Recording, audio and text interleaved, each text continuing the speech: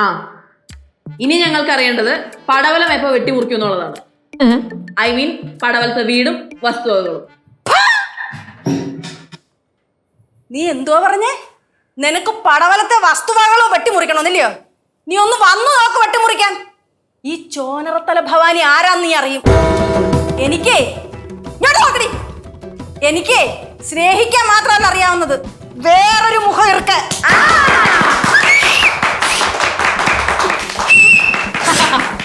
മതി മതി മതി മതി മതി നിർത്ത് നിർത്ത് നിർത്ത് മതി മതി.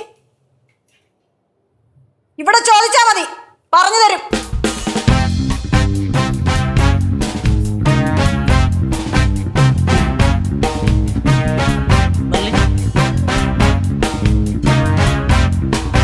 അമ്മൂമ്മേ, അമ്മൂമ്മ നിക്ക്.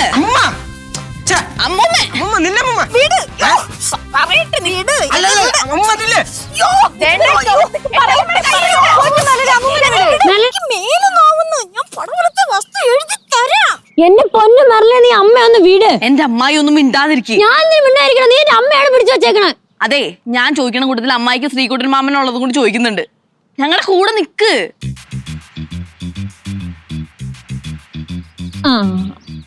ആണോ? ആ എന്റെ മെർലിനെ, അമ്മരെ കൈവിട്. നീ പതിയെ അവിടെ ഇരുത്ത് മെർലിനെ. ഞാൻ പറയണേക്ക് പതിയെ അവിടെ ഇരുത്ത്. ഓക്കെ? പിന്നെ നീ വേണോന്നുള്ളതൊക്കെ അമ്മയടുത്ത് നൈസിന് ചോദിച്ച് വാങ്ങിച്ചാ മതി. എന്റെ ശ്രീയുടെ കാര്യം നീ നോക്കണ്ട, അത് നമ്മൾ പിന്നെ പതിയെ ചോദിച്ച് സെറ്റ് ആയിക്കോളാം. എന്താ അമ്മായി ഒരു സൈഡ് വലിവ്? ആർക്ക്? എനിക്കാ? എന്റെ അമ്മ എന്റെ അമ്മായിയമ്മയല്ല, എന്റെ സ്വന്തം അമ്മയാണ് അല്ലേ അമ്മ? അതെ, ഇവിടെ നിന്നെ ഓടിയാ ഞങ്ങൾ പടവലത്തെ ഒന്ന് ബഹളം ഉണ്ടാക്കും കേട്ടാ. കേസു അവ എപ്പടി അമ്മാവ சொல்றான்னு பாத்தியா? നേരെ പറഞ്ഞിട്ട് കേട്ടില്ലെങ്കിൽ ഇങ്ങനൊക്കെ സോളണ്ട വരും. മെർലിൻ പറ. അതെ, കേശുവിന് പടവലത്തിന്റെ 3/1 ഭാഗം എഴുതി കൊടുക്കണം. എന്റെ പേരിൽ മാത്രമല്ല, മെർലിന്റെ പേരിലും കൂടി. നമ്മള് ചെറുമക്കളാണ്. നമ്മുടെ അച്ഛന്റെ അമ്മയുടെ അവകാശം കഴിഞ്ഞിട്ട് സ്വന്തം കിട്ടത്തുള്ളൂ. ഞാനും മെർലിനും കൂടെ നാളെ നെയ്യാറ്റിങ്ങനെ പോവും.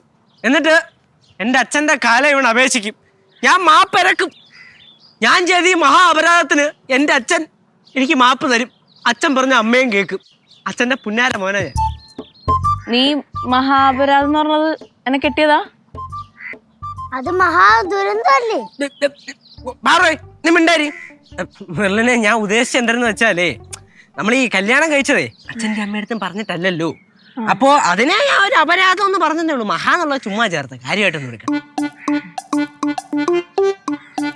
ഞാൻ ഒരു കാര്യം ചോദിക്കട്ടെ? ഓ, ഈ പടവലത്തിന്റെ 1/3 നിനക്ക് എഴുതി തന്ന അപ്പൊ ഞങ്ങൾക്കോ? ചേച്ചി എന്തോന്ന് ചേച്ചി പറയണേ?